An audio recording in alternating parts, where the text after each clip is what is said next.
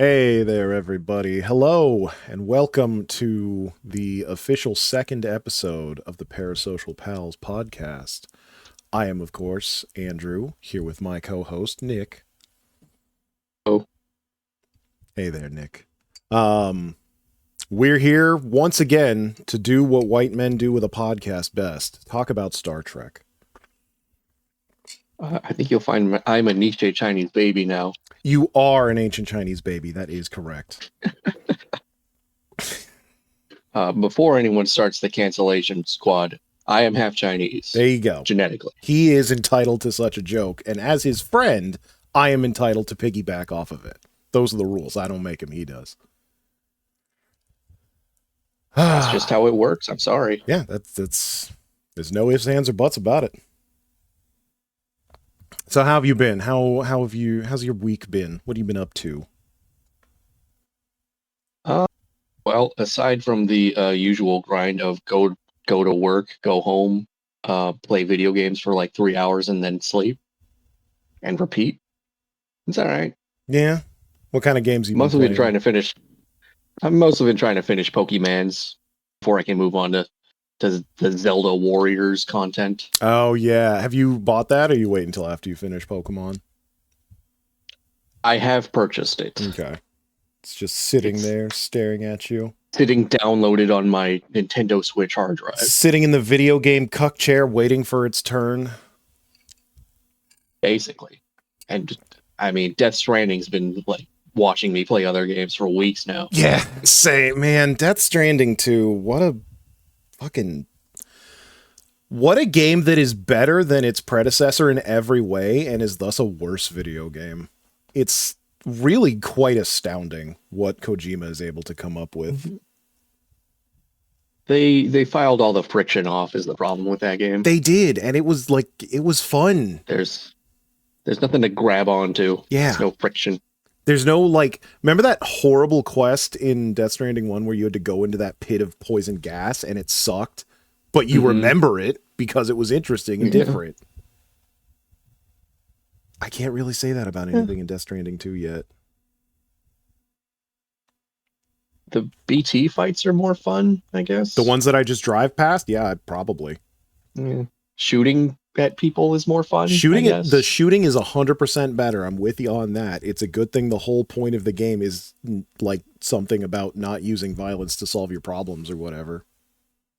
I was hoping for more cars, but so far it's just... Yeah, for how good the fucking car is, you'd think there'd be more than the good one and the bad one. I guess there's the coffin board, but that's... You can't really use that because you can't use a floating carrier with that thing, so you can't transport basically anything. And you can't load the board into most trucks, only a specific truck. Or you need to clear out a bunch of space in your truck. Yeah. Really just a crazy game. Yeah, I'm kind of in the same boat. I've been trying to finish Pokemon. How was yours? That's, the fucking government is done being shut down for the longest amount of time in United States history so far. So that's nice. I'm able to go back to work. I don't have to burn another year's worth of PTO. Yeah, it's fucking ridiculous. But aside from that, I've also been playing Pokemon. I think I've fallen behind you finally. I've been desperately trying to finish my third playthrough of Silent Hill. I'm really close. I got a brand new cutscene with Hinako and her mom. Actually, sort of flipped the whole family dynamic on its head. That was really interesting to see. It's a shame you got to play the game 3 fucking times to see it. I want to get off Kotoyuki's Wild Ride. No, you're going to get back on Kotoyuki's Wild Ride and then get off and back on. And then one more time if you do UFO for some reason. But yeah, hopefully I can. It would have been funnier if they replaced the dog with a fox, but also people would riot. People would riot. But maybe they should, but they won't.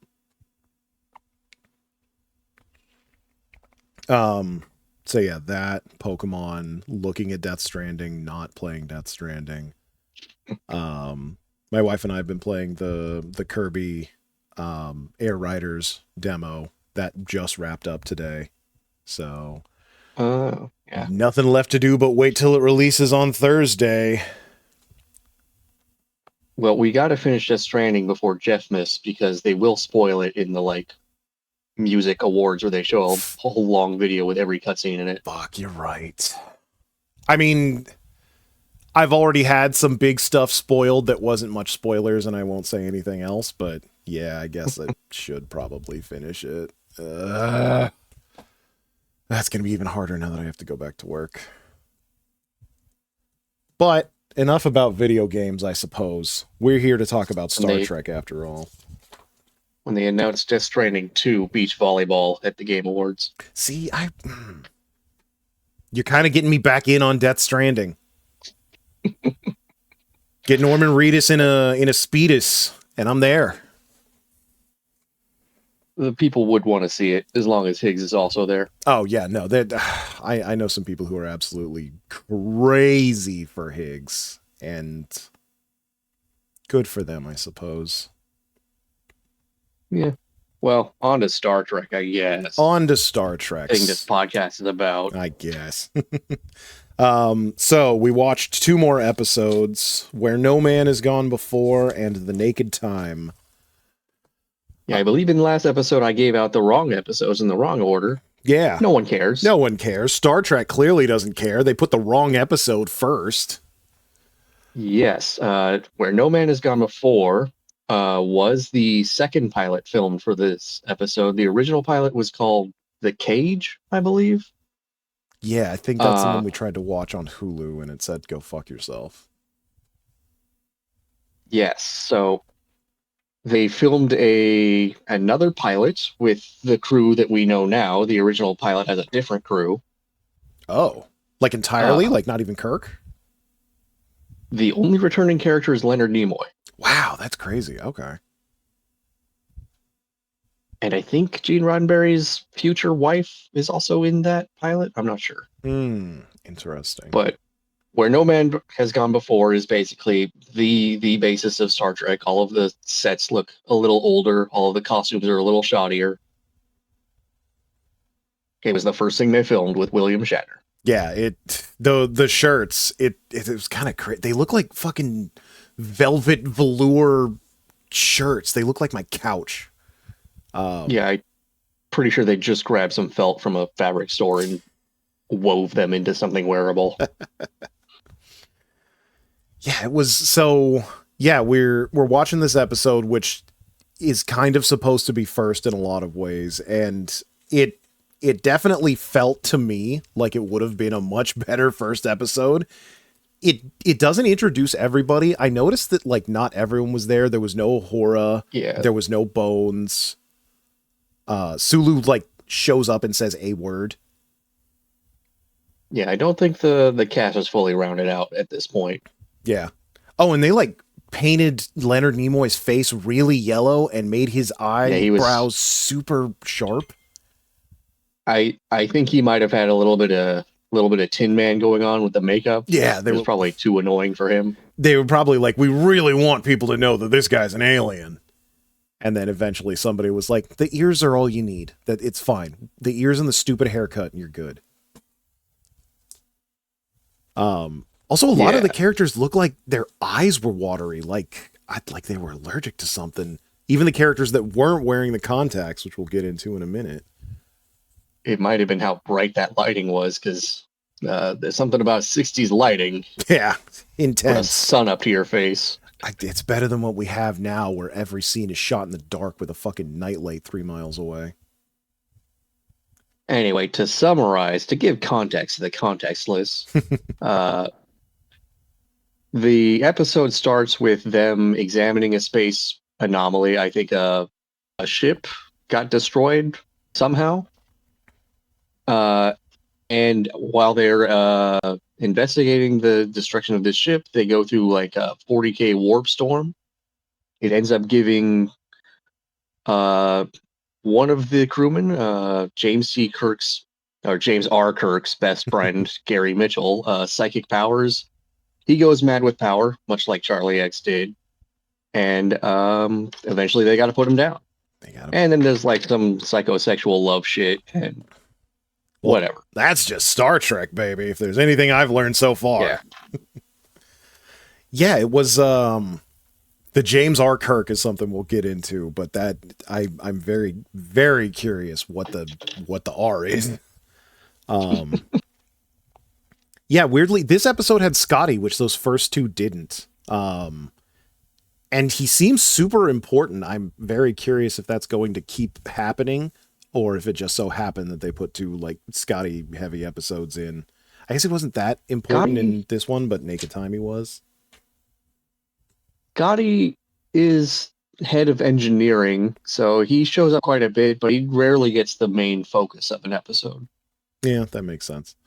I know he's like one of the main three guys, the bro squad, four, I suppose. Yeah, until they replace him with Welty, yeah. Yeah. Welty. We'll get to that. Yeah, so there was something that they said a lot in this episode, which I never really hear outside of anime, is they kept saying Esper. They kept talking about ESP and people that use ESP or Espers. And like growing up, I only ever heard that in like Final Fantasy and then eventually fucking Haruhi Suzumiya. And I had no idea that this was like a long-standing phrase to describe psychic people. I believe it's like the dog kobolds from Dungeons and Dragons, where it's a thing the Japanese picked up and then just kept going with, and we forgot about it. And we just like, actually, we're going to change this, and they never got the memo. Basically. Yeah. So yeah, like I was saying, this episode felt like a much better introduction because there was a lot more of Kirk sort of explaining what was going on. There was a lot of voiceover, sort of Blade Runner style. And it gave you a better feel for Kirk and Spock and what they do in their relationship and just sort of how everything operates more than that very first episode of this space show starts on a desert planet and we're doing fucking medical drama. Also had a lot more McCoy going, well, there's something wrong, but I don't know what it is. McCoy seems like a fucking worthless sack of shit. I realize they're like, every single episode is them encountering something no one's ever encountered, but like, goddamn, McCoy, you never ever figure out what the fuck's going on until way after the fact. Maybe I'm just being harsh. There wouldn't be any drama if he was, you know, super competent in his job. I suppose, but just once I'd like to see that man just look at someone and be like, yeah, no, he's got alien piss. That's why'd you let him get alien piss on him? Here's the alien piss cure. Episode's over. Have fun. Go play fucking butt plug test. He kind of does his job in the next episode, but not in this one. Yeah. It's this one he's just sort of like, yeah, I don't fucking know. There was also something else that threw me off, and it's just because fucking time is an illusion. They were talking about historically there was some like poet from some far off planet in the year 1994. And I was like, wait, no, that couldn't. It would have to be on Earth if it was 1994. It would. Oh wait, this is the 60s. 94 is 30 years in the future. They could sprawl. They really thought that we were going to be like fully exploring space by like the 2000s. It's God. I remember that Jetsons was in the year 2000. Yeah, I know. I try not to, but yeah. So that tricked me. I was flabbergasted. I was like, no, that doesn't make any. What are you talking about? There's 60s. It's like they were so optimistic back then. They were so optimistic, and I don't know how much of it is them cleaning up the footage and everything, but the show just looks so good. Sometimes I forget that it's almost 60 years old. Well, they did film it on film, so that kind of preserves a lot of the. Yeah, there was. Goodness. I don't remember if it was this episode or the next episode, but there was a lot more film grain that I noticed. So I'm wondering if they use different cameras or some were easier to fix and upscale than others. I'm not sure what the methodology was because I think they might have been able to go back and get some of the old film reels to rejigger them. That would make sense. Yeah, some things are held and some things were lost to time, as things so often are. Yeah. To HDify them. Yeah. It was really funny seeing the random items in the background, like just the multicolor Post-it notes. I'm like, oh shit, they still got those in the future. We got them now. They had them in the 60s. Everything's the same. It seemed but like different. they were using them like fucking cartridges or something. I don't know. Yeah. There was some times where they were using them like cartridges. There was another time where they were just sitting on a desk. Like it was a multicolor pile, the exact same colors of Post-it notes that we still use today. I'm just like, some things never change. I want to see a version where they're all in college again and Kirk like covers Spock's car in Post-it notes. That's my dream. That's my wish for Star Trek now. We've done everything else. Don't tell me it's not possible. I would say also in terms of special effects, there wasn't anything quite as spectacular in this one as the Man Trap. No like cool monster costumes or big explosions. Yeah, that's a rock falls. A rock does. People turn purple. There's a lot of purple light. Yeah. There's definitely a lot more like laser light and like someone fucking Gary goes straight Palpatine on a guy. Yeah, there's a very embarrassing Rey versus Kylo Force fight. I created you. The big standout special effect is the silvery eye contacts. Oh my god, yeah. According to our research, so Gary Mitchell and another character, I forget her name, Lady the ship psychologist, both acquire psychic powers, and when they do, they have silver eyes, and the way they achieve that effect was to sandwich tinfoil between two contact lenses, which can't be good for you. There's like, it's not Tin Man levels of this is going to kill you, but like, that just seems really dangerous and painful. Like, closing I would not be surprised if they were left with permanent sclera damage or something. Yeah, seriously. Like, just closing your eyes, like, I imagine if I talk to an optometrist and be like, hey, how bad is it to wear two contact lenses at the same time? They'd tell me that's like the worst thing in the world. And then if you were to, just add a layer of tinfoil. How about that? They'd probably like fucking put you at knife point and tell you not to do that or else. It looks super cool though. It was an effect that you couldn't look away from. It was like you were just striking. Staring at it the whole time. Yeah. Yeah. It was.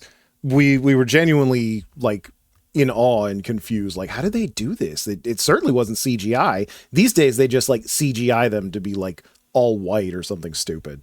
But yeah, the 60s had to improvise and, if dangerous, why cool? But yeah, overall, I'd say it's actually one of maybe the best episode we watched so far. I would definitely agree. It had a little bit of acting everything. And moral dilemma and all that. Mm-hmm. It had Kirk willing to sacrifice himself for the crew and also being a little sexist and some bomb-ass matte paintings and a giant rifle. I'd never seen a phaser rifle before, and I kind of want one. I'm not sure if that prop ever comes back. That's a fucking shame. I genuinely... Honestly, it kind of looks like the cookie gun that my mother uses every Christmas to poop out sugar cookies at rapid speed. It may have been made from one of those. You can never tell with these things. Exactly. But yeah, there was action, there was drama, there was sci-fi bullshit. James Kirk's middle name changed for reasons that may be related to Gary's godhood. Who can say? Did we create another timeline? I don't know. This isn't the time episode.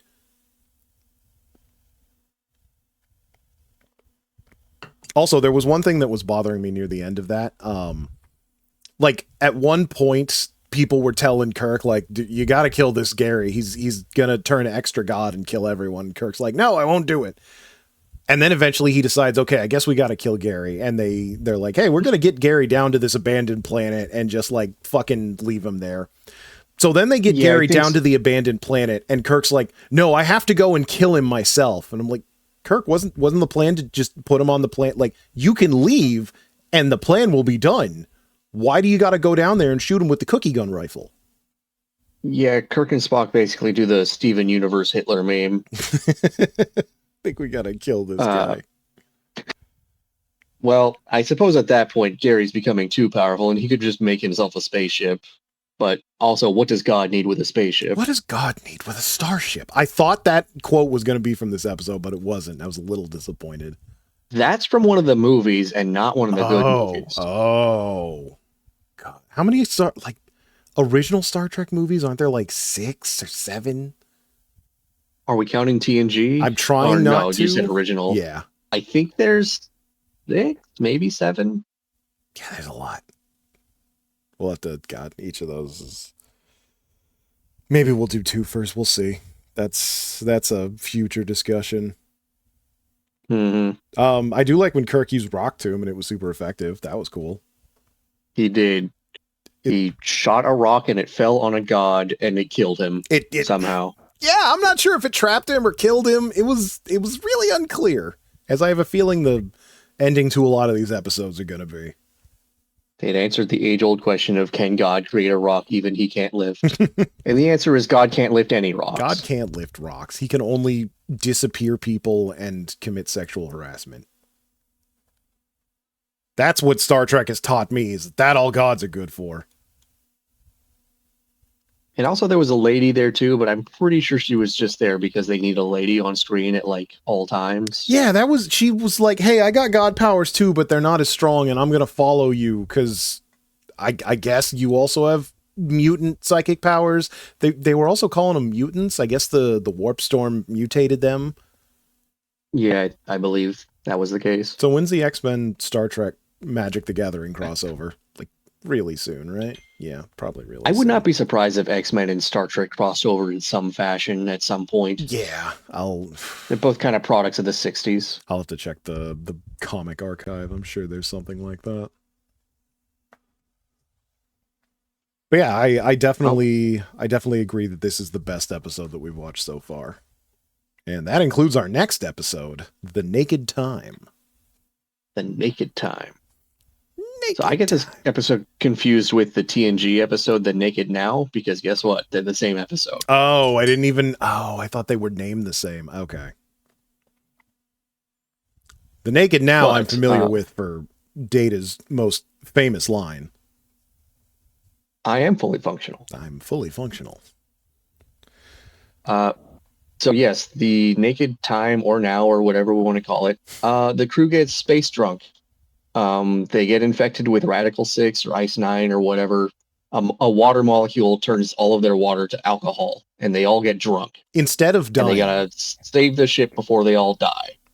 Instead of drunking. And essentially the episode is actually more of a character study about the inner workings of each of our main cast and also a random Irish guy. You keep telling me that these characters never show up again, and it's fucking crazy how much screen time and introspection they give to all of these characters that I'm never going to see again. You can't make TV like this anymore. No, not really, but this is an era of TV where you have like a guest actor who's like a famous character actor and they just do their thing.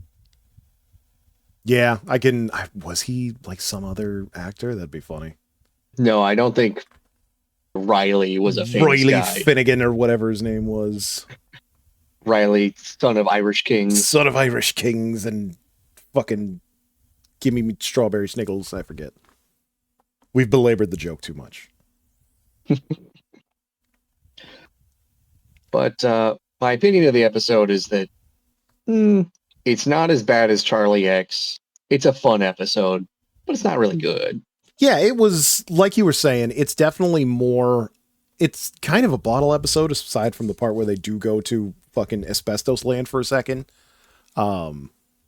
It's basically just them going around the ship and, hey, what if these characters did different things? Like, what if Spock had his first emotion? What if Sulu wanted to kill a man? What if another man wanted to kill himself? How do the characters inside this ship work? It does lay the basis for a lot of the pathos of Spock and Kirk, of Spock's repressed emotions and Kirk's desire to fuck that he can't do because he's a captain. He can't fuck. It's the one thing he can't do. He's a beautiful yeoman. I don't even know what a yeoman is. My father.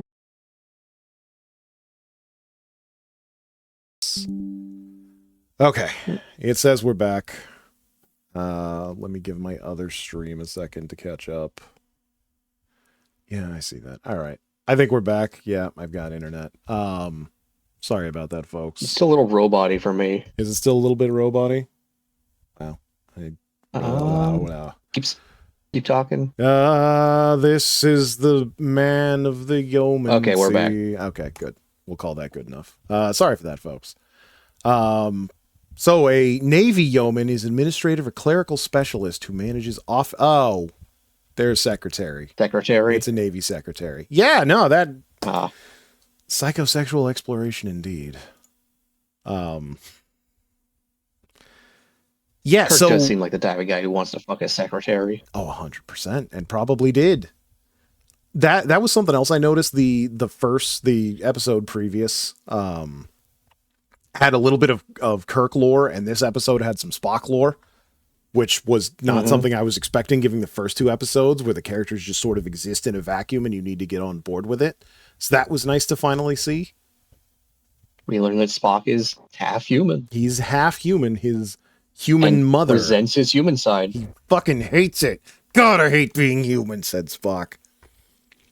Which is very different from the J.J. Abrams movies, where he seems to lean more human than Vulcan. I guess the one thing I'll say, I know we live in a world of remakes and remasters. I think it's okay to try another angle if you do something interesting with it. So, like, if they're making a new Spock, let's write him to be more human and see if we can do stuff with that. I haven't seen the new movies. I don't know if they do anything interesting with that. You haven't seen the J.J. Abrams Treks? I've never seen a J.J. Abrams Trek, no. I've seen commercials, that's it. They're of varying quality. That's what I hear. Was the Khan one good? No. Okay, that's unfortunate. Yeah, we'll put that in on my the list. Opinion. Maybe you'll feel differently. Yeah, maybe. Maybe a new age Trek boy like myself can truly appreciate JJ's vision like you all never could. One thing to note here is that our Blu-ray set has ads for the 2009 Star Trek movie, which is hilarious to me. It's so funny. I should check the box. It probably was made in like 2009. It's like, hey, check out this new Trek, nerds. We're watching like a 60-year-old show on 15-year-old technology. Yeah. That time is not real, especially in this episode. Time is an all-devouring serpent, yes. Yeah. And also sometimes it's a pretty kitty cat. Good, she's napping and not bugging me.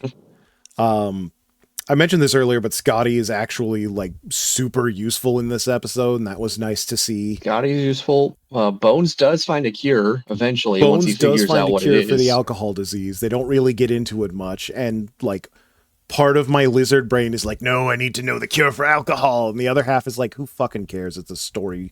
It's a plot element. It doesn't matter how it's cured. It just matters that it's cured.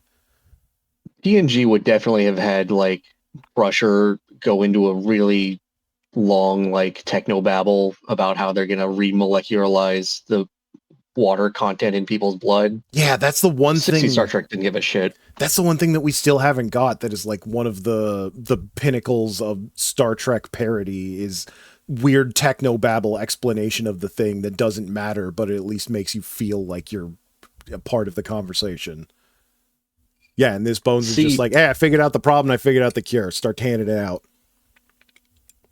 See, what Star Trek and Star Wars really are is actually like sci-fi or a fantasy show set in space. What makes it sci-fi is the plausible explanations of things to make them realistic. Yeah, I guess that's it. It's not just magic, it's science magic. You know what else makes this a fantasy show in space is all the fucking racism. People were calling Spock knife ear and everything. I'm like, whoa, man, you can't be saying that on this spaceship. We might have touched on it on the last episode, but she sang a whole song in Charlie X about how Spock looks like the fucking devil. I must not have paid that much attention. That's not really what I got out of it. I thought she wanted to fuck him, but maybe two things can be true. I mean, he's a handsome devil. He is a handsome devil. But you did say he looked like the devil. Those eyebrows were a little too pointy for my taste, much like his ears. Yeah, well, Spock is proud of his differences from humanity. He sure is. He's so cool and strong and good, and Spock is the Mary Sue of Star Trek, I'm learning. He can do no wrong. Basically. And then he cries in front of a woman. What a fucking bitch. You're not supposed to cry. I mean, he is Spock. Kind of like how J.R. Tolkien treated elves as being superior to human in every way. Yeah, boy, he was Vulcans are just kind of elves. Turns out everyone in the 60s just fucking loved elves. Vulcans are essentially space elves. They are. I never really thought of it, and then seeing Spock and his ears and his I'm super right all the time and so logical, and I don't have your human bullshit. I'm like, oh fuck, this guy does have the superiority of an elf. Does that make Klingon space dwarfs? I would say they're space orcs. Okay. Well, the TNG version is, you'll see in the TOS version, they're actually quite different from what is now the popular idea of them. Yeah, I know a little bit about Klingons in original series, but I don't know much more, and we're not going to be getting into that because we need to save it. Not yet, no. Yeah, so anyway, the Irish man just kind of goes crazy and starts singing Irish tunes everywhere and locks down the ship. And it wasn't... They dedicate a lot of time to that character. It's weird. He wasn't even the one who went down to the asbestos No, that guy planet. dies. Yeah, that guy kills himself because he's like, oh man, I'm so sad. Which, by the way, dumbest... He cuts himself a little bit and then gives up on life. He shouldn't have died. The damage wasn't that severe, Jim. Well, then why is he dead, Bones? I don't fucking know. I'm just a doctor. Ah, fuck. Yeah, that was... more Bones fucking up before unfucking up. But yeah, also, like, can we talk about that science guy that went down with Spock and is like, yeah, this planet very bad at his job. Might be contaminated. I'm gonna take off my glove and touch shit and then wipe my face. It just fucking... Like, here's the thing. They could have written the episode in such a way that it wasn't like his negligence that caused him to get infected. They could have had him accidentally tear his suit or something. Yeah. But no, they just portrayed him like an idiot. It's got to be stupidity. It's got to be human error. That's always the problem. It's human error. I'm perfect. All right, HAL 9000. Well, why don't you ask the twin 9000s back home? Yeah, that part really pissed me off. Just like there was no reason for him to be that stupid and kind of racist to Spock. You know what else was unnecessary? This is also going to be the most characterization. Yeah. Oh, go ahead. You know what else was unnecessary? Kirk slapping the shit out of Spock. Oh, yeah, that was very fun, though. It was. It's just you need to have a fight. You need one fight per episode. That's right. You need one fight, even if it's a one-handed slap fight with Kirk v. Spock. You need a fight. You need a romance scene. It's kind of... I think it's standard for 60s television content. The Star Trek story circle? Yeah, I get it. Yeah. Spock, I need you to fucking split the atom 1,000,000 times. No, I'm too sad. Slap, slap, slap. Okay, yeah, no, I can do it. Yeah, they kind of swap like responsibility roles once Kirk gets infected himself. Yeah, once again, Kirk kind of pushing everything onto Spock, which I guess in this instance, you know, that's kind of his job. He is the science officer, so I guess he's got to do science. And then Kirk acting like he's fucking dying or turning into a werewolf. No, I can't go. I have to fuck my ship. Ugh. The pain. There's a lot more like Kirk parody delivery in this episode that I was noticing as well. I'm like, okay, there it is. I've seen all those before. Yeah, a lot of the people who imitate Kirk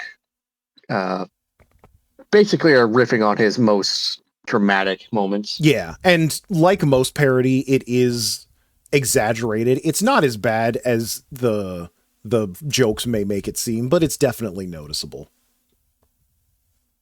How do you make a spoken word version of a rap song? He found a way.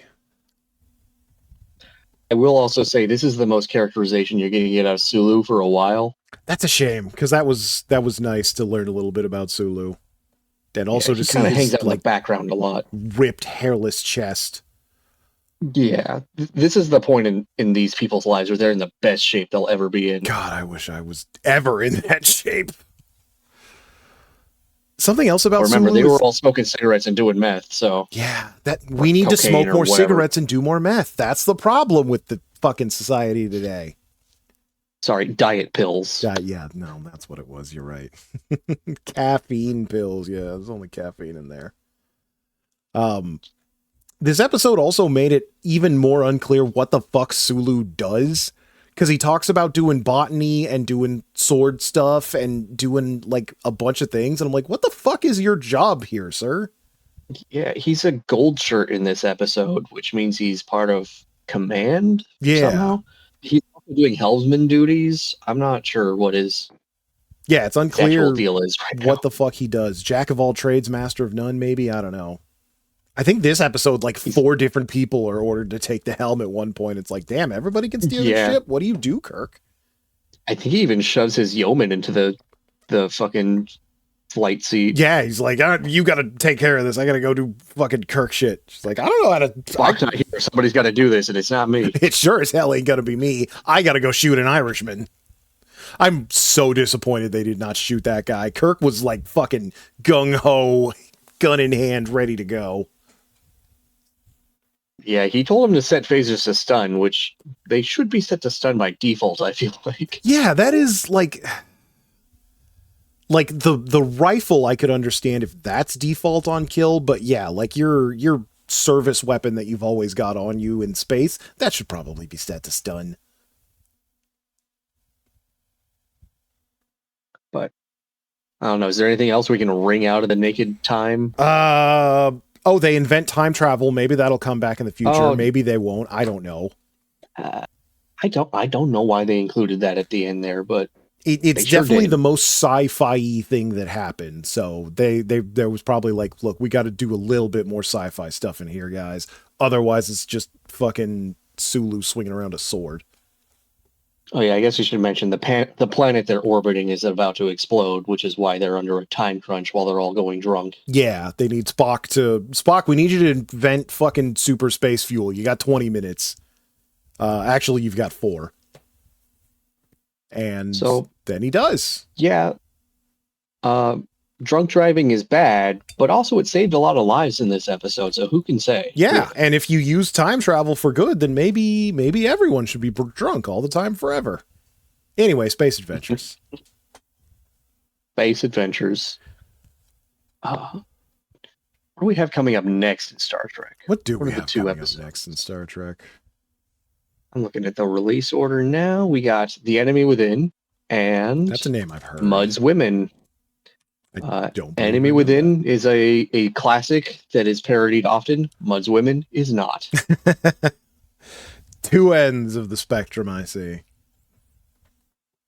Okay, so now we can put everything down below and we can reorder them as is necessary. Or yeah, we'll fuck around with it as needed. I can do whatever I want, whenever I want. I would Charlie X is at the bottom for me still. Yeah, I agree with that. Of all of these, it's Charlie X is going down there. It sounds like we're both in agreement that Where No Man Has Gone Before is the best one so far. I believe so. Yeah. So, yes. And then the only other question is, which is better, The Naked Time or The Man Trap? I think The Man Trap is a better episode. I agree. It is a lot of quintessential Trek. There's a lot more going on than, hey, we found a space virus and everybody goes crazy. It's definitely I think The Naked Time is a more memorable episode just for the character interactions. Yeah. But Man Trap is a more classic sci-fi story. Yeah. It's got a cool monster lady and she sucks it out of you. I don't know if these are supposed to be capitalized, but it looks too weird now. Now it's going to look weird when I do it, but we've already come this far. There we go. Where no person has gone before. No, this is the 60s. We can still say man. I believe they've changed that intro in like subsequent releases. Oh, really? To person. I have not heard that. Yeah. Also, weirdly enough, the Where No Man Has Gone Before didn't play the voiceover with Kirk, but it had the subtitles for it. Yeah, I'm wondering if because our Blu-rays have the remastered effects and the classic original effects. I'm wondering if the remastered version had the voiceover. That might be right, yeah. Or maybe they just like copy paste the subtitles and don't really give a shit. I would not be surprised if they just didn't give a shit. That's very possible. 'Twas 2009, maybe. You know, I'm noticing looking at this list, you can tell if an episode is good or not by if they're quoting Shakespeare. Is the man trap a Shakespeare reference?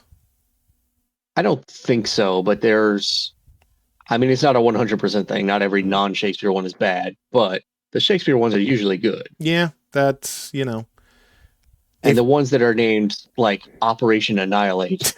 Now I kind of want to see Operation Annihilate, especially if it's got that fucking rifle. Like, what sounds cooler to you? Wolf in the Fold or Plato's Stepchildren? Plato spelled with a D or a T? A T. I don't believe Play-Doh was invented yet. Well, first of all, they should get off their fannies. Second of all, yeah, you got a point. Actually, Plato's Stepchildren is a famous one, but I didn't even know these were real. I thought you were coming up with this off the top of your head. No, I'm looking at actual episode names. Yeah, okay, sure, why not? Just tell me one of them turns into a wolf.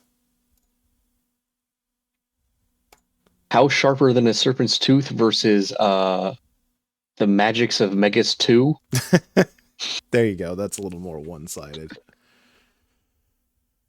But something I noticed we haven't done yet, and I'm sure this is going to change. Aside from that first episode with 2 people, we haven't really gone to a planet and interacted with the inhabitants. It's all been, hey, something horrible happened and we're coming on to the aftermath of it. Yeah, I'm not sure how TNG does that a lot. Yeah, that's TOS really likes to keep their cast list tight. Yeah, and that's understandable considering it was a very experimental show and everything. Like, they'll have a guest star on, but they don't have a lot of money for extras, I don't think. Not yet, anyway. Yeah, that makes sense. Maybe, what is it? There are 2 seasons of original Trek? Was it just the one? There's 3 seasons. 3 seasons, but okay. Season 3 is much shorter than the other 2, I believe. Interesting. All right. Or season 1, I think, has the most episodes. Season 1 has 29 episodes. Holy crap. Season 2 has 26, and then season 3 has... No, they're all about equal. Season 3 has 24. Okay, yeah, so a little bit less, but not like a major dip down. Yeah, back when you got double digits of episodes for season, and seasons didn't come out once every 5 years. And then animated series has 16 episodes in the first season, and then 6 episodes in the second. Holy shit, I didn't even know there were 2 seasons of the animated. That sounds more like, hey, we finished half a season and they canceled us, but still. Yeah.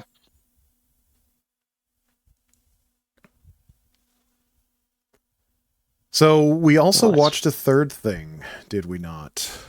We did. We watched Hitchhiker's Guide to the Galaxy, the 2005 movie. The 20-year-old film, Hitchhiker's Guide to the... No, motherfucker. No, not AI.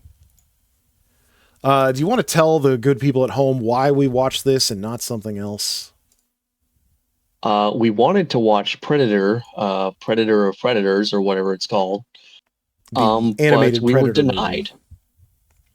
Yeah. We were denied by Hulu. Hulu itself just all of these streaming services are so good and so engaging and want you to watch shit. We tried to watch it. It always gave us a 10-second ad and then stopped at 1 second.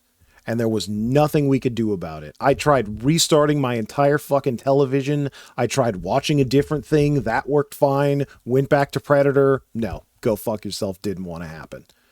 So I saw Hitchhiker's Guide to the Galaxy and I'm like, you know what? It has been almost exactly 20 years since I've seen this movie. Let's give it a shot. I believe I saw this in theaters and never again after that. Same. My parents might have a DVD at home. Not sure I've ever watched it. Nor have I read the books. This was my first introduction to Douglas Adams in really any form. I read the books, but it's been so long I barely remember them. I remember like the popular details. Mm-hmm. Yeah. The memeable things. Everyone remembers back in our day, that's So Long and Thanks for All the Fish. That was a year-long meme. That was all you had, kids. There was no fucking meme of the week, meme of the day. You get 1 or 2 a year and you fucking roll with it. Back in my day, if you said 42 to a nerd, they'd bust out laughing and roll on the floor. Funniest fucking thing you could ever do. We didn't have an acronym for it back then, so we just had to say the full thing, rolling on the floor laughing. I don't even think the children say that anymore. Do the children even say lol? Do they laugh out loud anymore? Are they still kecking? Oh, I don't think so. Do they keck W? Almost certainly not. I'd have to delve into TikTok, and that's not something I'm willing to do. I think the current thing is IJBOL. I just burst out laughing. Are you? That's fake. That's not real. You're fucking with me. There's no fucking way that's real. I don't believe you. Look up IJBOL. They're not supposed to get longer. That's not how fucking acronyms work. It's supposed to get shorter. You're supposed to just do L, and then you find some, like, half-letter variant. Anyway, Hitchhiker's Guide to the Galaxy. I guess depending on your demographic, you might get a +1 or +2 if you're really funny. -2 I see all the time. Not to me. I'm the funniest man alive, but... yeah, the plus and minus I've definitely seen. That's futuristic. That's a 2025 LOL if I've ever seen one. Well, back in 2005. The +2 movie, yeah. Hitchhiker's Guide to the Galaxy. Weird seeing Bilbo Baggins with red hair and like taller than someone. That was funny. I'm not fully certain that's his real hair color, but there were a lot of redheads in this movie. Also wouldn't surprise me. Right. Is there a thing in Hitchhiker's Guide? Is red hair exclusive to Earth? I could believe he'd write something like that. I don't think so. I don't remember him ever specifying Arthur's hair color. Yeah, I imagine it's not a terribly important detail. I can definitely tell you Ford wasn't black because that was back before, British people even thought about black people existing. Yeah, I believe it. Played by Coolio, was it? Most Def. Most Def. Sorry, I'm just the worst man alive in confusing Most Def with Coolio. Moses definitely. Moses definitely. That's definitely his real name. That's definitely his real name, and you can definitely look it up, and that's what it'll say, and not something that I forgot and can't pronounce even if I remembered. Just like how Flo Rida's real name is Florence Riderman. I didn't make that up. Yeah, of course you didn't, because I believe it immediately. Of course a man would be named Florence. That's the least weird thing about that. But anyway, movie opens with Arthur Dent trying to get his home from being demolished, and then his home gets demolished by aliens. And then the aliens demolish with the rest of Earth. Yeah. They go on a big journey, and it turns into a kind of Manic Pixie Dream Girl rom-com. Yeah, it's weird. It starts off very sci-fi adventure and then kind of turns into a rom-com. And Zooey Deschanel is there. Zooey Deschanel is the romance. Yeah, she kind of gets typecast in the Manic Pixie Dream Girl roles. I feel like she liked that. And it's weird in this movie because she kind of does like a 180 motivation-wise, where she tries to Manic Pixie Dream Girl on Bilbo Baggins, and then she gets out Manic Pixied by fucking Justin Hammer from Iron Man 3. Jesus, I forgot Sam Rockwell wasn't fucking Iron Man. Oh, God. But yeah, like her boyfriend is too manic for her. So she goes back to the boring guy. Yeah, she's like, maybe I treated you too harshly. But the entire movie acts like she's the one who's in the right for suggesting they go to Madagascar on a whim. Well, sir, she is a woman and therefore is already capable of seeing things from other people's perspective. So maybe check your male lack of privilege. Yeah, I guess that's what counted as feminism in 2005. Yeah, actually, probably. It was very pro-feminist in 2005. Yeah, I'll be honest, I completely forgot the whole plot with the point of view gun. Also, super unclear what's his name, John Malkovich wanted with that. Just to fuck with Zaphod some more? I think he just wanted to use it to convert more people to his cult. Oh, yeah, no, that would be really good for cult conversion. You're right. See, I thought it was just going to give people, like the ability to have empathy, but no, cult conversion sounds way better and easier than that. Because he ran for president of the galaxy universe, I guess. Yeah. And lost. And I guess that would win you the presidency. Yeah, no, I've seen Rick and Morty. It's exactly how you win the presidency. You just shoot people with a gun and then they vote for you. That's not a real thing that happens, for sure. Definitely, right? And an empathy ray would explain a lot about how modern politics works. Yeah. God, I wish I could shoot a bunch of people with an empathy ray. Please don't clip that. I wish I could make you feel how I feel in Minecraft. With this gun. Yeah, there were a few points in this movie that were a little too prescient, like the part where they started doing something and the galactic economy collapsed and they just sort of gave up, and how their leader was elected based on charisma and actually is terrible at leading. Well, as they say, same as it ever was. Same as it ever was. Some things change and some oranges never change. Anyway, also like gay undertones that I didn't realize in 2005. Maybe it's because I wasn't looking. It's a lot of man hugging. There is a lot of man hugging. Men don't hug. Men shouldn't touch. Certainly not with especially towels. not British men. Oh God, no, never. Towels touch, that's gay. But only if you're wearing socks or not wearing socks. I don't remember how it goes. Doesn't matter. One more absolutely horrific thing. So I do not like puppets ever since I was a young lad. I have been very afraid of puppets due to being accosted by one at a casino in Reno some number of years ago.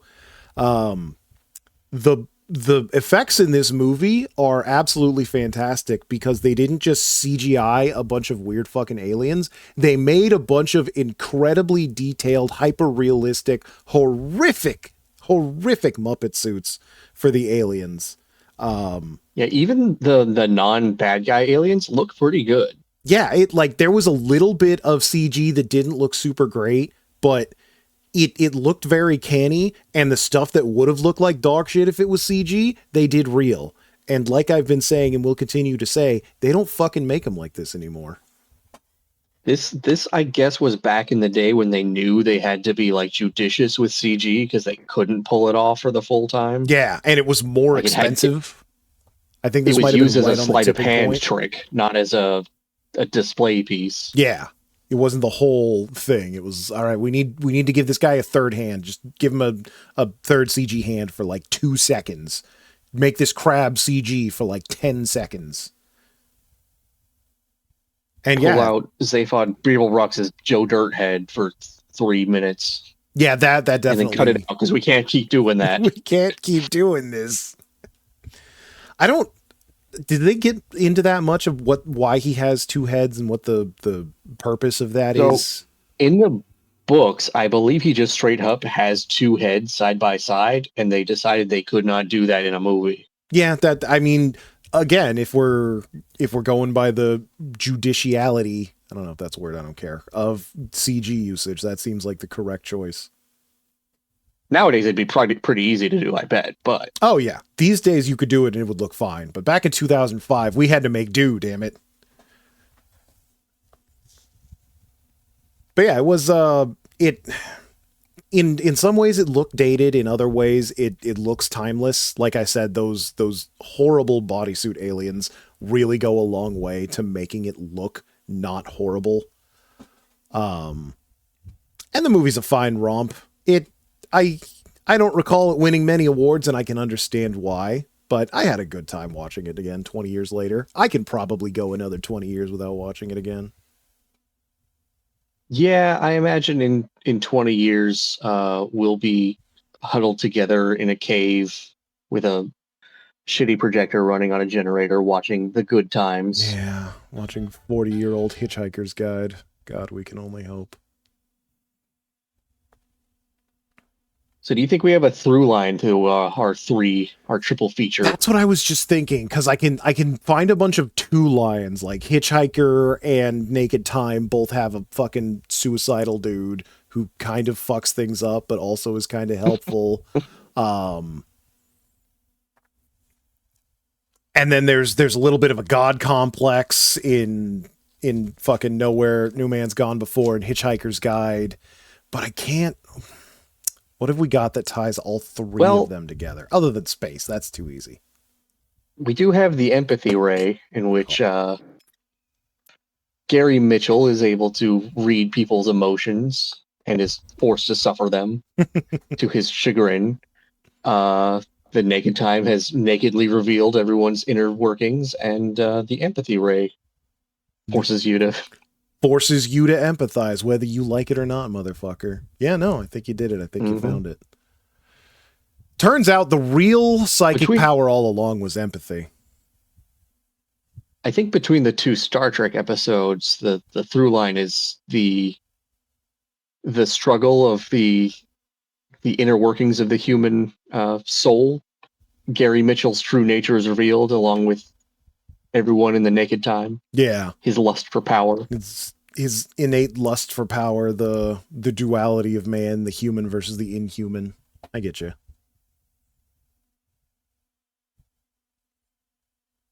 But that wasn't really present in Hitchhikers. No, there was not. Everything was sort of on its face, which is kind of refreshing in a way. Honestly, not a lot of character development in Hitchhiker's Guide to the Galaxy. Also, yeah, Manic Pixie gets a little less Manic Pixie. Arthur gets a little less fucking British. And everyone else kind of stays the same. Out by the end. Yeah. Ford doesn't learn anything. No, why would he? He's done so great so far. Why would he need to learn anything?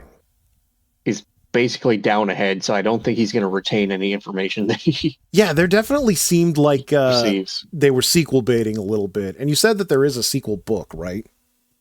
Yes, the restaurant at the end of the universe. Yeah, they name dropped that at the end. Along with other sequels after that. But... Oh, shit, I didn't know there was more than two. Oh, yeah. There's plenty. Oh, wow. Yeah, I look into Douglas Adams stuff.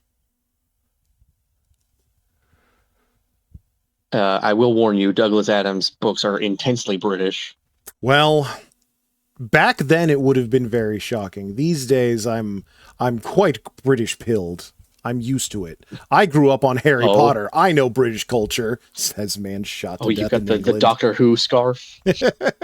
I do like Doctor Who. I started much later on. I started with Christopher Eccleston. He's my favorite. And I haven't gone back to watch Doctor Who. I'm not that interested. The only episode of that I've actually watched is the Weeping Angels one. It's a good one. There's two. You've probably seen the better of the two. I think it was the first one. I don't know. Yeah.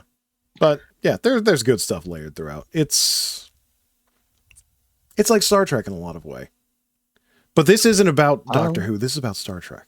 No. We're not nerding about that nerd shit. No, this is a different nerd shit. This is cool, good nerd shit. Actually, the one last thing I want to see. Doctor Who is much older than Star Trek, isn't it?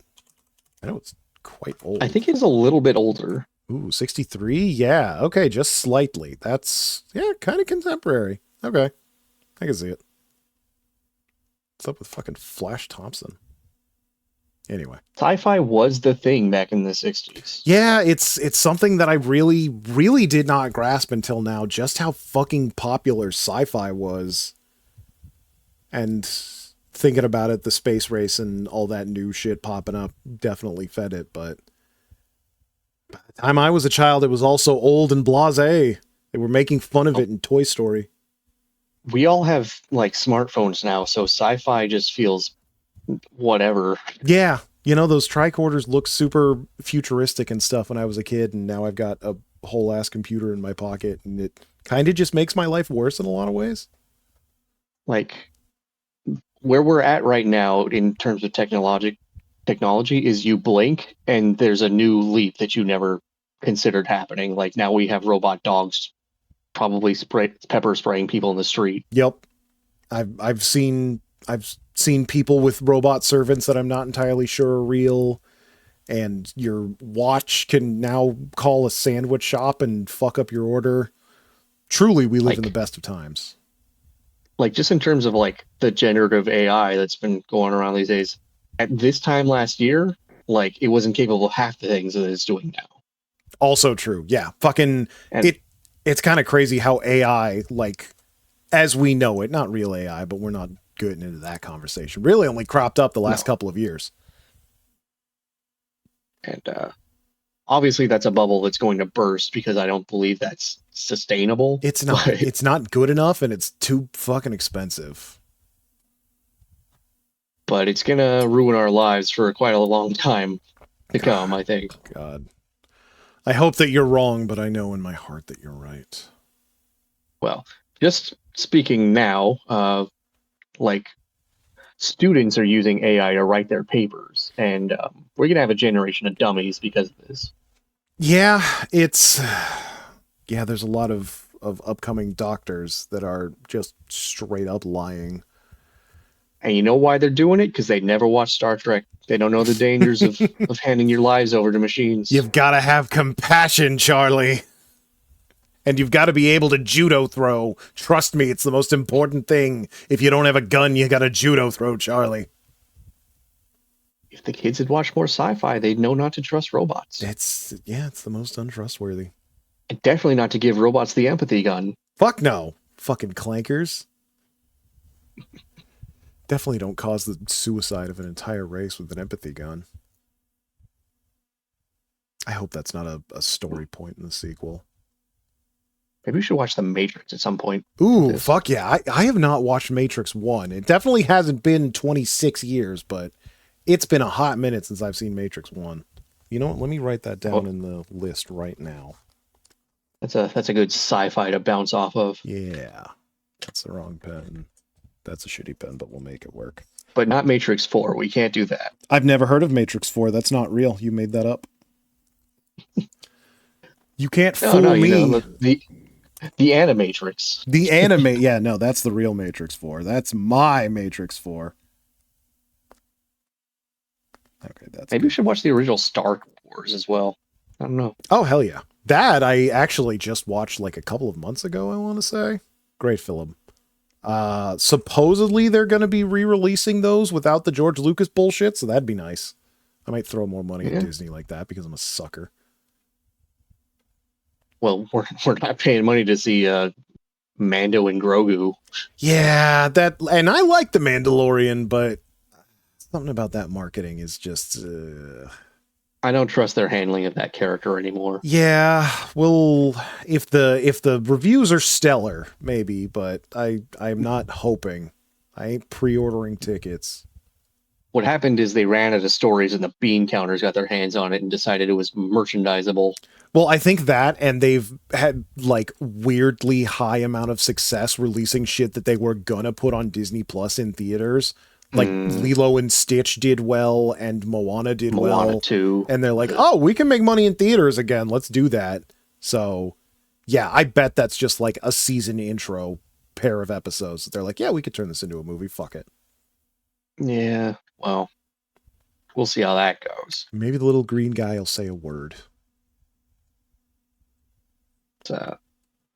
So, Coming up on an hour here. Yeah, actually, if you've got a little bit of time, I'd really like to do a little bit of Game of the Year talk. Oh yeah, we can do that. Since so the Game Awards are going to be announcing their nominees tomorrow. They'll be That's tomorrow. Okay. yes. So before we do that, I'd like to get on film what we think is going to get announced and what I'd like to see, but the Game Awards is not. No, I don't want to rewatch 2024. I just want to look at the award categories for last year so that we could do like a quick run through of those. Oh no, what happened? Oh, okay. My screen went like weird and dead. I'd never seen that before. Oh, it's fine. I just now. saw it happen on Twitch. Yeah. Okay. Yeah. We've seen it. And now, yeah, there's going to be lots of game announcements. Yeah. You almost got Analog Horror, man. Oh yeah. That would have been rad actually. Yeah, so let's just run through these and see what we think are our we can skip esports and creators. Our picks for categories. So yeah, let's just start with most anticipated game. I don't think it's a stretch at all to say Grand Theft Auto 6 is going to be the most anticipated. Can Grand Theft Auto 6 win twice? 100. Elden Ring won like 3 times in a row. I think Grand Theft Auto was a little pissed until Elden Ring came out. I guess it's Grand Theft Auto then. And looking at this list, Metroid Prime 4, and Monster Hunter Wilds, little disappointed in that. The Sony bias. Yeah. Innovation and accessibility. It's always really funny listening to this. I watch a lot of Jeff Gerstmann and the Jeff Gerstmann show. And he's colorblind, and every single one of these games that wins the accessibility is some game he's played and said, yeah, I couldn't play it because their colorblind options suck and they don't help me. Hilarious. I think Ghost of Yotei. It'll probably go to Yotei.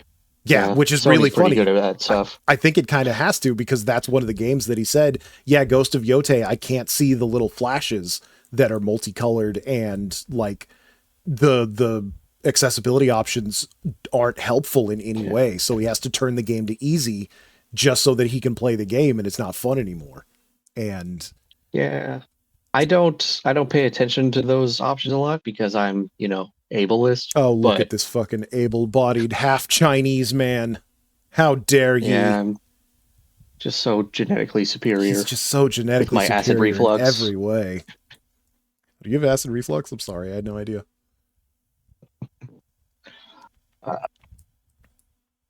Yeah, I don't know what else could win besides Yotei. Yeah, it's going to be Yotei. It's going to be something that, like, it probably has game that has the money to throw at that. I feel like we're hitting an accessibility singularity where everything's just kind of got the same accessibility options and nobody's really innovating and still fucking up colorblindness. So I feel like they'll just keep making up things to make it more accessible, but also they'll find even more niches. Light mode is pissing me off. Best sports racing game, actually a good question, because I don't know what sport Mario will be on there. Maybe Mario Kart will win it. Can you think of a racing game that came out this year? Sports racing? Like, I'm sure the Sonic one. There's a yeah, Sonic, actually.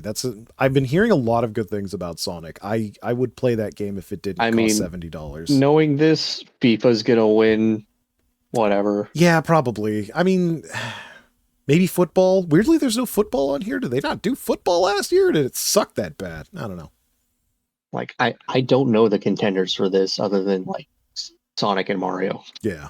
Oh, these are not the same thing back to back. I thought Player's Choice was like the most anticipated Player's Choice. No. What do you think the kids are going to vote for Player's Choice this year? What do the children like? Because this is the only... Uma Musume. Uma Musume is... looking at this list from last year, yeah, you're probably right. It's going to be Uma Musume. Is Genshin still going Night on? Rain. Do you still play Genshin? Genshin is still going. Well, good for them. They just released a newer patch. It's okay. Okay. Yeah. Have they released a new area recently? Yeah, it's kind of half Russia, half Ireland. That's a fucking hilarious combo. The whitest kids you know. Mm. Oh, good for them. Yeah, you know what? I'll go with Uma Musume for that. Best adaptation? Were there a lot of adaptations this year? I Uh, mean, did does Sonic Sonic 3? 3? I believe Sonic 3 I don't see Sonic was 3 this on that year. list, so it might be Sonic 3. Yeah. Um, Yeah, I feel like this was kind of light. There's a lot of like Fallout Season 2 I think is around the corner. Arcane might have done another season. They might put that on here Yeah. for some reason. I don't think there was a new season of Castlevania or anything like that. Yeah. Oh my There's the god. Devil May Cry anime, but I was just that was thinking, what bad. if they put Devil May Cry anime on here? Like, what other choices do they have? But Yeah. also, ugh. I still haven't finished it, and I don't think I'm going to. That it is so fucking bad. Oh, Sorry, Johnny Young Bosch, you're not Dante. you're not, and that's for the best. You're a better Nero than you are Dante. We all know it. Yeah, So yes, bizarre decision.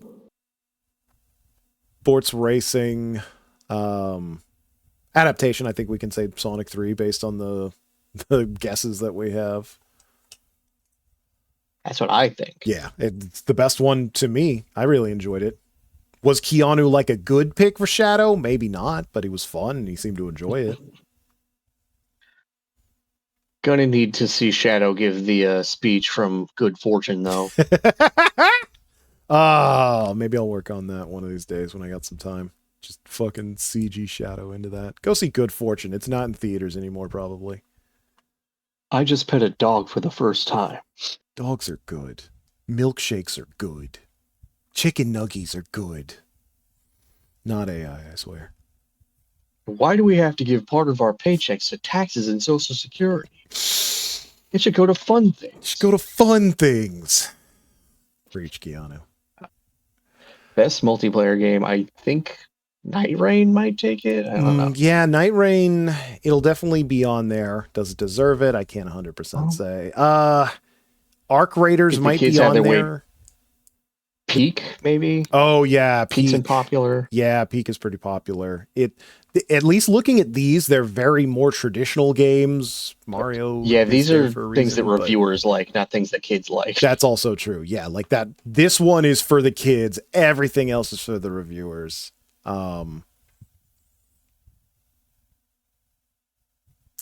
I don't know if Call of Duty and like Arc Raiders are in the running for this because there is like a cutoff time.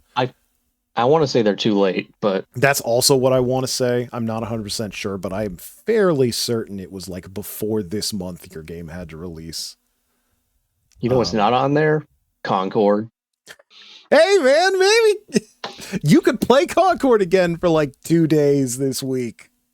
Talk about fucking video game news. Concord's back. Update. Concord's dead again.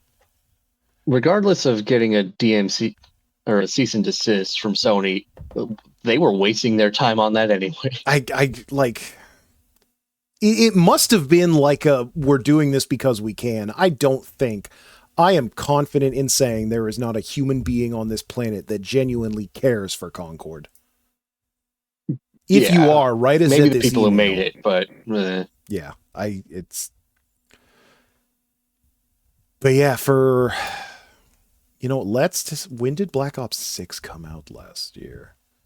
October 25th, yeah. So I do not think 7 is going to be in the running this year, but we'll see. Yeah, you know what? I think Peak is a solid choice. A lot of people like Peak. Best family game. Best Nintendo game most of the time. might go to Donkey Kong. Yeah, I think There's no Astrobot anymore to fight him. there's no Astrobot to like look at this Nintendo thing that's not good. Nintendo, and they still lost. I don't know how Plucky Squire even got on that list. Child colors and children. Yeah, I'm curious what non-Nintendo representation is going to be on that list this year, but I agree with you. I think Donkey Kong is it. Can't think of any like PlayStation releases or Yeah, Xbox releases that were family oriented. I mean, even indie games, but yeah, like what is like... Roblox, Yeah, no. Minecraft. Yeah, if they could do updates, they probably would. Anyway, the first and last time we're going to say the words Unicorn Overlord. I love Unicorn Overlord, but that game's too fucking long. Great game, but yeah, I guess people just didn't want a new Fire Emblem at that time. Yeah, and the they auto wanted a battling, different Fire Emblem. Yeah, I wish it was less auto battle. It's got its charm, but I would have preferred more direct control. As for best sim game, what the fuck came out this year? Oh, I don't even know. Yeah, like there's got to be something. Did Civilization 7 come out this year? I think maybe. I think, if I recall, people didn't like the latest Civ, but also people never liked the latest Civ. Yeah, everyone always bitches about the latest Civ. I'm just trying to think of like what sim did that 40K, did that come out of like early access or anything? Rogue Trader, I think it is. Is that a sim strategy game? Can we call it that? Am I going to get canceled? Honestly, I'm not super deep in that genre, so I don't know what's going on with it. Yeah, same. But yeah, I enjoy a sim from time to time, but it's not at the top of my list. So I want to say it's going to be a Civilization. If not winning, then at least something on the list. Yeah. Europa Universalis. It actually might be that. I think that might be within the time frame. I saw multiple VTubers talking about that because things. Best role-playing game. What the fuck came out this year? Expedition 33. Oh yeah, Expedition 33. There you go. That's your winner. That's your list. Doesn't the fucking matter what else came out this year. Yeah. I think like the remakes of Dragon Quest are going to be on the list, but yeah, they are gorgeous. Yeah, they look great, but yeah, I think you're right. Expedition takes it wholeheartedly. Best fighting game is always a fun one. We talked about this a little bit last night in the car. I think 2XKO is officially out. So I think that is going to be on the list and win. Tekken 8 is here, so that was a last year release. Damn, they were hard up if they put Marvel vs. Capcom Fighting Collection. And Multiverses. Yeah, that was... I don't think Multiverses was playable at all last year. It was a really hard year for fighting games. It will be fucking hysterical if they put, like, Street Fighter 6 Switch Edition on here or something stupid. Yeah, I'm not a big enough fighting game guy to know. Did Zelda Echoes of Wisdom get released this year? That might be in the family game category. Oh, I feel like that was a last year thing, but maybe that was early. January feels like 4 years ago, I tell you. Echoes of Weckos was September 2024, so no, that will definitely not be on the list. Didn't get on any list then. Nope. Sorry. Try being a better game. Sorry. I bought it. I'm allowed to criticize it. I liked it, but it's also not the Zelda that people wanted. It's not. It's kind of a game for nobody because it tries to be a game for everybody. It really should have committed more one way or the other. Best action. It's a children's game. It is. Best action game. Ooh. What sort of... As much as I like Ben Starr, Berserker's not going to be on there. No. What other action games came out this year? Yeah. It's been kind of a fallow year for games. Yeah, it's weird. Like, there was a lot of stuff in like a couple month period, but then it just... Would Hades 2 count? Ooh, Hades 2, they would put it in the action game category. Yeah, they could put that. They could put that in fucking RPG for all they care. Probably could, yeah. They will probably... So there's no way in hell 100 Line gets a nomination, but if it does, it'll probably go in the RPG category. Mm-hmm. I Night guess Rain that's actually might get put it. in this category. Maybe if they're Hollow real Knight. hard up for strategy game, they'll put. Oh yeah, Hollow Knight. Yeah, Hollow Knight Definitely. will get action game for sure. Because these fucking categories don't mean much anything because we've also got best action adventure game. Oh yeah, Onimusha 2, that'll definitely get on the list for sure. I don't think so. No, it'll fuck everybody played Onimusha 2. What are you talking about? I wasn't like the only streamer at any given time. And then yeah, best action adventure, which has always been a very weird differentiator. Nebulous category. Yeah, again, Jeff Gersman will have opinions and tell you the exact distinction of action versus action adventure, and that distinction worked 40 years ago. It doesn't really work as much these days, so it's basically just best action game part 2. I would not call Silent Hill 2 an adventure in any way, but here we are. I wonder, a Dynasty Warriors game release. I wonder if that's going to get on action game. Oh yeah, maybe. I hear it's good. I played the demo. Yeah. I beat Lubu. That took quite a few tries. But I didn't actually buy the game. I think a new Rune Factory dropped. That might be action Oh adventure, yeah, but I don't. yeah. If it's not That's more of a niche turn-based, title, though. it is, but they might be hard up for some stuff.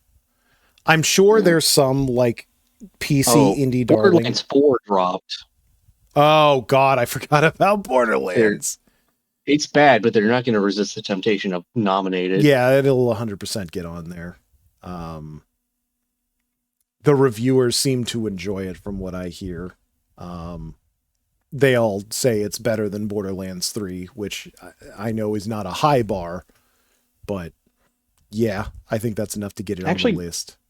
Deltarune might get a mention in role-playing games. Yeah, I was just thinking about that. Since it's like chapters, I don't know if it is, but the children love the Deltarune, so maybe. Yeah. Well, also, now that Toby Fox is rubbing shoulders with Nintendo people, Jeff might be more open to that. That's true. Jeff does love a popular boy.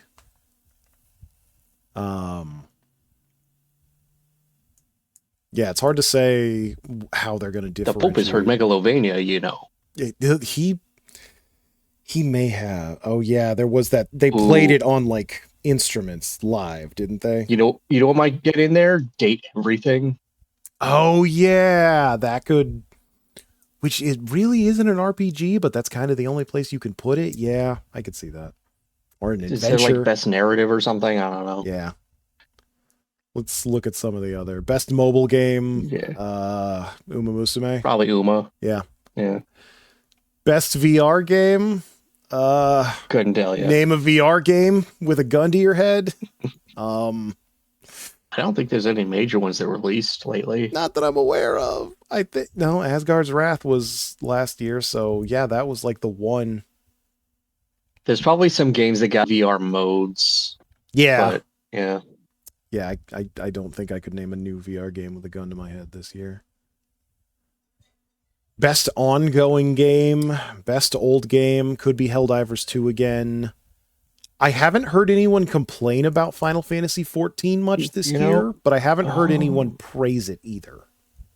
Zenless might take something there. Yeah, actually, I have definitely heard a lot of talk about I think Zenless has been on the rise. Might get Love in Deep Space. Yeah, it might be Love in Deep Space. I can't say that on the Period Tracker. Yeah, something like that. Is that the game with the period tracker? Oh shit, I didn't realize that was the same game. Period Tracker. Okay, I had heard of that before. That's funny. Best community support. I can never tell it's going to get best community support because I don't fucking pay attention to that. It's basically the exact same fucking list as best ongoing game. It's just like who's got the best Twitter? Who's got the best Twitter feed? Who's got the best patch notes? Baldur's Gate 3, just give it to them again. Yeah. God, I forgot how much Balatro cleaned house last year. Yeah, it's addictive. It is. Best independent game.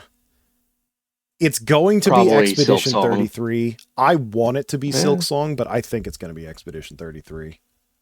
Yeah, that's more of a movie game, and reviewers love movie games. They love movie games, and they all hated Silksong because they couldn't get review copies of it. I have a feeling Silksong is getting snubbed this year. I don't think the Moss Boys give a fuck about how reviewers feel. They don't, thankfully. We all know how great Silksong is. It's certainly going to show up on my Game of the Year list. Wink, wink, And nudge, nudge. If it wins anything, I don't think they're going to show up. Oh, absolutely not. They're too busy making DLC for Silksong because they're fucking workaholics. It's admirable, but also, like, please take a vacation. Best debut indie? So this is one I've talked about before. If anything, I think Silksong will win Best Indie and Expedition 33 will win Best Debut Indie. It'd be really funny if Expedition 33 took both of them. But yeah. I think something that we're forgetting is Blueprints. People were really high on Blueprints. I think it's very likely it gets something. Probably debut indie. I believe that's their first. I believe so, yes. Because I think that might, it'll get nominated, I bet. Oh, guaranteed nominated at the very least, yeah. I forgot about Blueprints. Me too, because it's really good, and then your game crashes because you're playing on PlayStation and you never play that game again. If you ever get that other ending, please let me know, because I sure as fuck ain't. Honestly, I think the problem with that game is that the rabbit hole is too deep. Like, yeah, people always leave it feeling sour because they just run out of patience. Yep, they just get frustrated and leave. Yeah, when you're so deep in the game, you're trying to get that one specific game, and the game keeps shutting you down. I can see it. Maybe I just got really lucky. I didn't feel that way up until the part where my save file got pseudo-deleted. No, when you're going for like all of the post-game stuff, the rabbit hole just keeps going deeper and deeper and deeper, and it just gets more and more frustrating to try to do things. Yeah. Yeah, I can't imagine anyone that's doing that shit like legit without internet or anything like that. That just seems insane to me. But did Dispatch release in time? I don't think so, because Dispatch... That might be in next year's. Yeah. Well, I don't think it came out in October. If it did, it was like Halloween. October 22nd, maybe. I think we saw an October game. So, yeah, that's very possible, we'll say. Also, it's been episodic, and like the latest episode, like the game wasn't finished until like last week. Yeah. And that's a conversation for another podcast, where game releases are becoming less and less clear and kind of bullshit. Yeah. Because you can early access nonsense. Yeah, everything's early access now. You can release Dispatch as an episode, and that counts as a release. But if you put out 2 chapters of Deltarune, that doesn't count as a release. And what does anything mean anymore? But like I said, that's a discussion for another podcast. Best performance is a discussion for this podcast, and I'm certain it'll go to someone in Expedition 33. Yeah, probably. Yeah. Like you were saying, if Dispatch gets nominated, it maybe. I hear that game is really good. It's definitely on my short list of things to play. You know who should get that award is that tiny Japanese woman who plays Shirma in Silksong. That would be adorable. Okay, yeah, if they can get her on stage, then give it to Silksong. And she does a little song and has a little bell. Yes, 100%. Games for Impact. Are we? I don't know. I'll be honest. Last year I'd heard of a lot of these games. Funnily enough, I'd heard of Neva. Yeah, I don't know what's going to win the wokest game category. Yeah, it's hard to say. We're kind of in like investors are very woke shy right now. Mm-hmm. So I don't think a lot of like ultra woke things are getting released these days. Yeah, they're, with the current political climate, they're more wary. So Maybe these things are getting released and they're just not talked about as much. I can't really say, but Games for Impact has usually been a category that I'm unfamiliar with. I don't think Jeff's gonna back down on that one though. I think He won't. I hear he did back down on like his, like, we made a thing to give developers money for inclusivity, and then they just like quietly shut that down, and everybody who won that is like, yeah, we didn't really get anything. I feel like we got used. And that's sad. Not good, but that's fucking Game Awards. In a nutshell. Not saying I condone it, but here we are. Anyway, back to pretending everything's okay. Best score in music. Yeah. Probably Expedition. Yeah, probably Expedition 33. I can't think of... There's some video game music that I jive with and will listen to, and there's some that I like it, but I never want to hear it outside of its context. And both Expedition and Silksong are in that latter category to me. The music is great. I love it in game, but I would never want to listen to it outside of it. Except for one track in Expedition 33. I like the, what's her name, Lace theme, but that's the only one I can actually think of. Yeah, I do like that one now that you say it. I definitely have had enough of the regular battle theme. Oh yeah, no, we could. Yeah, be nice if there was a second one or something. Yeah. Best audio design, I think, is going to go to Silent Hill F or some horror game. Yeah. Sounds about right. Senua and Silent Hill 2 are both on that list. Yeah, best performance might go to what's her name, this Japanese actress who plays Hinako. Yeah, that would actually be pretty rad. I know I streamed it all in English, but the Japanese acting has been really good. I definitely enjoyed it despite being a dubs over subs. Also, maybe someone from Death Stranding gets in. I don't know. Oh yeah, Death Stranding sure had a lot of people. Maybe Pekara will finally get her game award. If he was gonna rig an award, it may very well be. All right, yep, $20 down. Pekara gets best performance. Internet is mad. Best narrative. So this is where we can put our visual novels if they're going to get a nod, which they probably won't. Looking at last year's nominees. No. If anything, they'll just put Silent Hill F up. Yeah, actually F might get into Games for Impact. It is feminist. Yeah, the F is for feminism. It is. That's a good point. I gotta tell you, like, maybe it's the fatigue, but I really don't like the narrative of Silent Hill F. It's a good story, but I kind of fucking hate the way they give it to you. But I can't really think. Yeah, I'm wishing that 100 Line gets into best narrative, but I don't think it will. If anything, the most deserving game that will never get recognized for sure. What about best? Silent Hill F might get in there. Yeah, I think you're right. I think it will be. If not win, then at least nominated. I forget what are the movie games released this year. Yeah, like maybe Ghost of Yotei gets in there. I don't remember. Do you think we're going to see any Assassin's Creed Shadows in there? Not absolutely zero.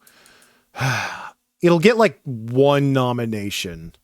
It won't win anything. That is a game that I don't think I've heard a single human being talk about.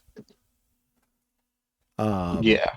The only thing I know about Assassin's Creed Shadows is that the Switch port was delayed pseudo indefinitely. Well, you know what else came out? Doom: The Dark Ages. I didn't hear anything good about that, but the reviewers kind of liked it, I think. Also, Monster Hunter Wilds came out. That'll probably be nominated in action adventure. Yeah, that's a good point. Despite my less than stellar personal feelings on it, it is a good game and probably will get some sort of recognition. Oh, Split Fiction also came out. Oh yeah, Split Fiction probably will win best narrative. There we go. You just picked it. Yeah. It's got to win Unless something. Hades 2. I hear the ending to 80s 2 kind of sucked and they had to make it better in a patch. Yeah. One of these days. Also, Metal Gear Delta, I don't know if... That would be fucking hysterical if Metal Gear Delta got best narrative. Silent Hill 2 got best narrative. Or it got nominated for best narrative. Yeah, it certainly didn't deserve it, but yeah. So, why not put Metal Gear Delta? Why not put Metal Gear Delta? With logic like that, it's hard to argue. Yeah. Yeah, you know what? Put it on the list. Give it the award. Make Kojima give the award for all I fucking care. There was also Oblivion Remastered, I think. Oh, yeah. They sort of opened the floodgate last year with remasters, so that is a distinct possibility. That might get score or maybe art direction. It does have fantastic music. Yeah. Definitely not narrative. Mm-hmm. Art direction is another one I think Silent Hill is going to get nominated for. Yeah, definitely. I'm trying to think what were the really good looking maybe games. Expedition as well. That's a very artsy game. Yeah. Yote might be in there too. For all of the undeserved nominations Death Stranding 2 is going to receive, I think Best Art Direction is the most deserving of them. I can agree with that. It looks fantastic. That intro section looks absolutely fucking phenomenal, even on a base PS5. I just wish the game honestly sucked. I was convinced that was a fucking filmed thing. I know, right? But like it seemed too fucking good to be like running. I wish I knew the kind of wizardry they went through. I don't know. Yeah. Best game direction, I feel, has been like Game of the Year light a lot of years. Yeah, that's... They almost like same fucking slaw of games. Which dev do I want to shake hands with? Mm-hmm. Says Mr. Jeff Keighley. Yeah. I don't remember Astrobot winning both. That's Stranding might get that. Yeah, oh man, the most transparent bullshit ever if Death Stranding gets that. It could also be Split Fiction. Split Fiction. Maybe Silent Hill. It might be on the list.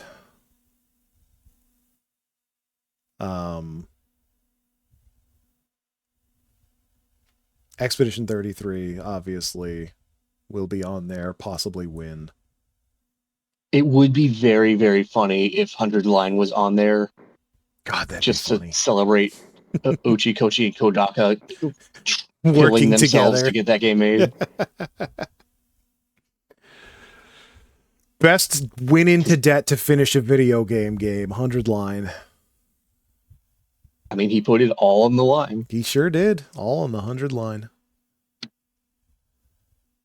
But I don't actually know what the criteria for that category is. That's the thing is and Jeff Gersman, very dropped him a third time, goes into it a little bit because he is on the voting board. They give you a little snippet of what to suggest and then you write in they give you a certain number of write-ins, but they don't give you any sort of direction on what to put other than hey, think about this when you're thinking about best game direction or best art direction. So it's this popularity contest. It's all a popularity contest. The whole thing is a fucking ad wrapped in a popularity contest, wrapped in bacon. Yeah. That's why we make our own game. Exactly. That's why Game of the Year is Silk Song. All right. Good night, everybody. Yeah. And then Game of the Year. Yeah. I think it's going to be Expedition. In my heart, it's Silk Song, but Expedition has a lot of groundswell and is a very good, well-made game. I enjoyed it. I finished it and enjoyed it. You need to finish it. You know what it's not going to be? Mina the Hollower. Man, I was really looking forward to that, but... Not going to be Grand Theft Auto 6. I mean, it'll definitely be out before Grand Theft Auto 6, he said as the monkey's paw curled.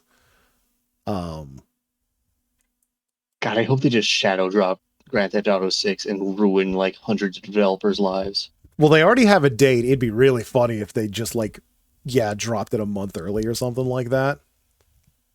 When they delayed it, they put a specific date on it now. They have like November 12th or something. Still there? I wonder if there's like a betting market on if that game will get delayed again. So there is, and I don't know if I'll be able to show it, but I think this website that I don't want to talk about or show too much, you can bet on literally anything. This is betting on Claire Obscure getting Game of the Year. Lol. Like, yeah, I guarantee there, if I were to search this horrible, horrible website, I would find betting for whether or not Grand Theft Auto gets delayed again. That's all the internet now is gambling, porn, and guys talking about video games and Star Trek. Which side are you on? I guess I'm the guy who talks about Star Trek. It's a hard choice. I'd rather be the porn guy, honestly, but here I am talking about Star Trek. All right, Trekkie monster. Oh, the best Muppet there ever was. Well, that almost doubled the length of the podcast. You can cut it in half, make it a double feature. Yeah, we'll see. We'll see how I feel. I listening to podcasts. This is still kind of short for me, honestly. I prefer them long, but I know that's not universal. The kids are all going to listen to it on 2x. Exactly. If they listen at all. Fucking, I don't know how they do it. I do it as a joke sometimes. I don't think they're actually absorbing anything, but now I'm just being old man who yells at cloud. Young people don't want to absorb information. They want keys jingled in front of them. I do love jingling keys, though. That's my dirty secret. I can old man you any day. I'm one of those fuckers who's always been 40. Yeah, you sure can. I'll enjoy a jangling key, a shiny toy from time to time.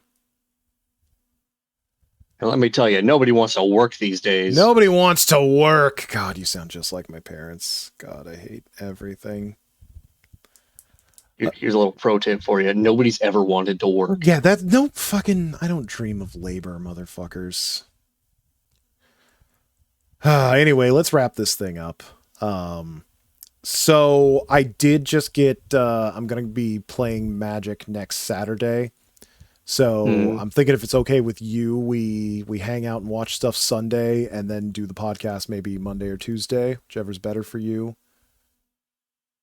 I don't know yet, but okay. I think I can swing that. All right, yeah. So we'll keep that as tentative. And then week after that is going to be Thanksgiving. I'm going to be out of town. I assume you're going to be doing shit with your family or whatever. Probably. But we don't have enough of a fan base to care about missing a week, so we're still in that scenario of being able to experiment. We're in the nascent stages. Indeed. Of internet stardom. But yeah, I think that's all for today. Nick, thank you again for waking up and doing this with me. Thank you for sacrificing almost 2 hours. I do not have pants on. Fuck yeah. Shit, I should let me take my pants off. Hang on a second. Let me fuck up my guy. There we go. Pants off podcast. Yeah. It's not Parasocial gay if it's on a Pantsless podcast. All right. Well, let's call it a podcast. Have a good one, buddy. I'll see you later. Laters.